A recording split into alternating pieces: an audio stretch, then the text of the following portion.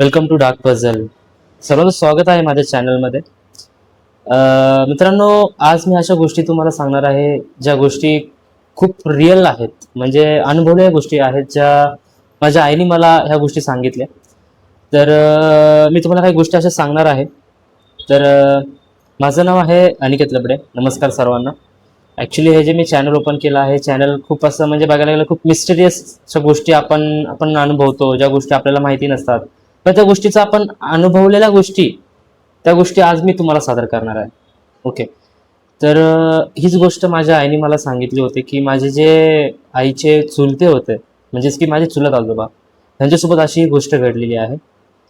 ही गोष्ट आहे 1997 सालची. म्हणजे त्यावेळेस असं व्हायचं की कोकण भागातली गोष्ट आहे. त्यावेळेस तुम्हाला माहिती असेल की कोकण म्हटलं की भूतांचं घर असं मानलं जातं.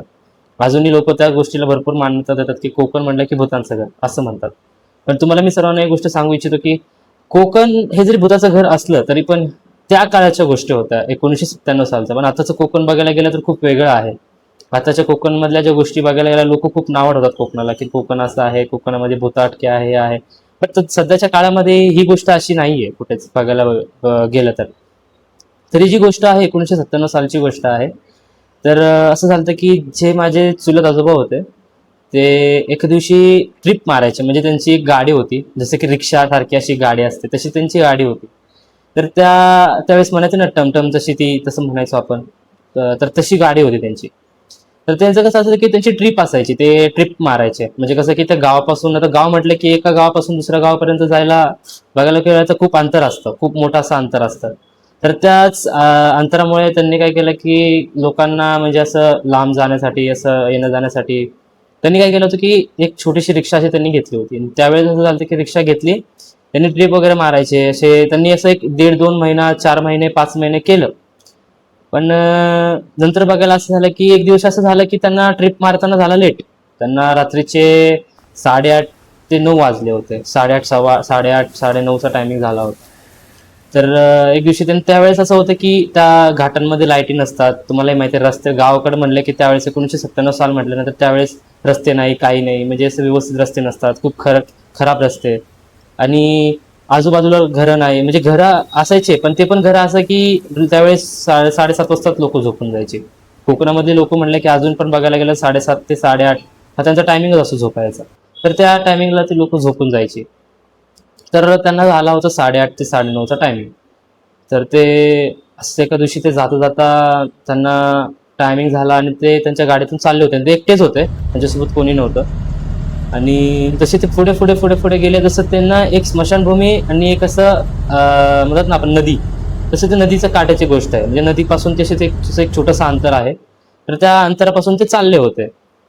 आणि जाता जाता त्यांना आहे ना एक मांजर आडवी आली काळ्या कलरची. आणि त्यांनी काय केलं की ती मांजर आडवी आली म्हणून त्यांनी ब्रेक दाबला आणि त्यांचं लक्षात नाही, आणि अंधार सगळीकडून काहीच दिसत नाही, काय नाही. आणि ती मांजर त्यांच्या जे गाडीचं जे म्हणतात ना रिक्षाचं असतं, रिक्षाच्या मागं जाऊन बसली आणि त्यांना असं वाटलं की काही नाहीये. म्हणलं जाऊ दे म्हणले. त्यांनी दुर्लक्ष केलं मांजरीकडे, काही नाही काय नाही म्हणून दुर्लक्ष करून त्यांनी सोडून दिलं. जसं जसं ते पुढे पुढे पुढे पुढे जात गेले, तसं त्यांना असं वाटायला लागलं नाही का कोणतरी मागं बसलंय. त्यांना असं वाटलं कोणतरी मागं बसलंय, म्हणून त्यांनी एकदम मागं वळून बघितलं. तर त्यांना असं काही असं जाणवलं नाही तसं त्यावेळेस.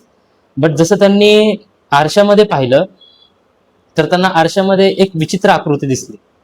खूप अशी भयानक आकृती होती, म्हणजे की काळी काळी आकृती त्यांना दिसली. मग त्यांना ते थोडे घाबरले. त्यांनी काही केलं नाही. मग तसं ते पुढं पुढे पुढे पुढे पुढे जसे ते जात होते, आणि पुढे पुढे जात असताना त्यांना आहे ना, त्यांना ती आकृती मोठी मोठी होत लागली. आकृती मोठी म्हणजे स्पष्ट दिसू लागली. एकदम अशी हिरवी साडी घातलेली बाई, त्याच्यामध्ये अशी ती अशी एकदम पूर्ण अशी दिसू लागली त्यांना आकृती. जशी त्यांना ती आकृती दिसू लागली तसं त्यांना ते घाबरले, पूर्णपणे घाबरले. म्हणजे ते एवढे घाबरले की त्यांना काय कळना. मग त्यांनी काय केलं की, आता म्हणतात की लोक पहिला, आताची लोक म्हणतात की, पहिल्याची लोक म्हणायचे की भूत आरशाला आणि काचेला भरपूर घाबरतात. बरोबर आहे. जसं त्यावेळेस त्यांनी काय केलं की ती आरसा त्यांनी फोडला. जो मिरर असतो ना की साईड मिरर, तो साईड मिरर आणि तो वरचा एक मिरर असतो जो आपण बॅक साईडला बघत असतो, त्यांनी काय केलं, तो वरचा जो मिरर असतो ना, तो वरचा मिरर त्यांनी फोडला. आणि फोडल्यानंतर त्यांच्या हातामध्ये, त्यांना ते गाडीला तसं पण माहिती आहे, त्यावेळेसची लोक लिंबू मिरची या सर्व गोष्टी लावायची. आणि काय केलं, ते हातामध्ये त्यांनी लिंबू मिरची हातामध्ये घेतली आणि जोरात दाबून ठेवली.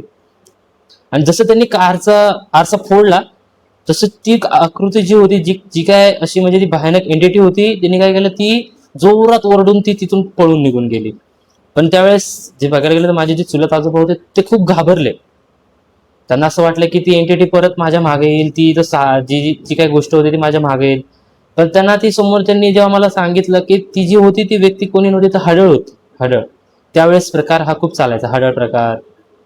तर त्यांनी मला ही गोष्ट, माझ्या आईने मला ही गोष्ट सांगितली की त्यावेळेस त्यांच्यासोबत ही अशी गोष्ट घडली होती. बस ती गोष्ट झाल्याच्या नंतर त्यांना पुढे जसे गेले, त्यांना एक छोटंसं ना असं एक घर दिसलं, पडीक घर. मग त्यांनी काय केलं, त्या पडीक घरामध्ये ते घाबरले आणि त्यांनी गाडीमधून उतरले. त्यांना असं वाटलं की गाडीमध्येच येऊन बसेल की काय, म्हणून त्यांनी काय केलं, ते पडीक घरामध्ये गेले. त्या पडीक घरामध्ये बसले आणि एकदम पडीक घर होतं. त्या घरामध्ये म्हणजे त्यावेळेस होती ती लोक राहायला, पण ती लोक कसं, त्यावेळेस कसं असायचं की जास्त करून कोणी लोक राहायची गावाकडे, पण काही काही लोक राहत नसायची. मुंबई, पुणे अशा भागामध्ये लोक राहायला जायची. मग त्यांनी काय केलं, त्या घरामध्ये त्यांना ते दिसलं, ते घराच्या आतमध्ये जाऊन बसले. सकाळी सकाळी होईपर्यंत ते एक एक कोपऱ्यामध्ये असे बसले होते, हातपाय धरून. म्हणजे त्यांना असं वाटलं होतं की ती एंटिटी परत मागे येईल, असं सर्व गोष्टी होतील असं त्यांना वाटलं.